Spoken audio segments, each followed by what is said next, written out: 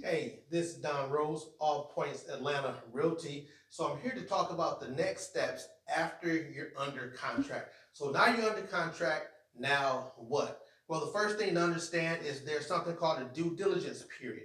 And during the due diligence period, that's where you take care of your inspection, you look over the home, and you do your due diligence on the home to make sure this is really a home that you want to buy. That due diligence period can be anywhere from 3 days to 10 days or whatever you negotiate on the contract. That's your due diligence period. So let's just say the due diligence period is 5 days. So you go on the contract, your due diligence period begins, and it's going to be 5 days. So the first thing you need to do is to hire your inspector and schedule your inspection. If you work with a good inspection company like we do, they'll be out there the next day. They'll get that inspection done, and you'll get a report back the same day, right? So that's day one. Now you have 4 days left to make a decision. Now, on that inspection, it's going to be a laundry list of things. That inspector's job is to find out every single issue with that home. So now that you, as the buyer, you get that inspection in your hands, and you're going to look through that list, and you're going to say, what am I okay with? What am I not okay with? What must be fixed and what's just cool, not really a big deal. But when you find those items that must be fixed or this deal is off, some items are just simply deal breakers if they're not handled, right? So you look at those items and you send a report back to the seller.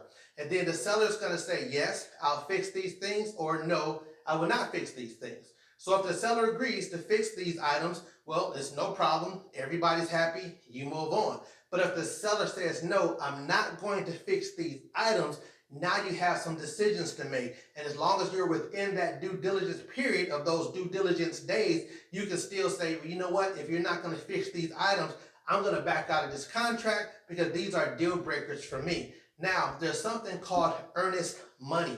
And once you put up your earnest money for your home, right, even though you've already put that money up and you're already on the contract, as long as you're within that due diligence period, you can still pull out of that deal and there would be no penalty, there would be no harm, there would be no damage to you. You can receive that earnest money back, but it must be within the due diligence period. If you wait to day number 6 and you have a 5-day due diligence period and you pull out, you can still pull out, but guess what? You lose that earnest money. And now a lot of listing agents, they're asking for 1% or more in earnest money. So keep that in mind, that your due diligence period is the very next thing that comes up once you go under contract. You have to make your earnest payment. Typically, you have about 2 days to do that, and then you do your inspection. Immediately, you do that inspection and make sure there's no surprises with that home. Well, listen, I hope this video helped you.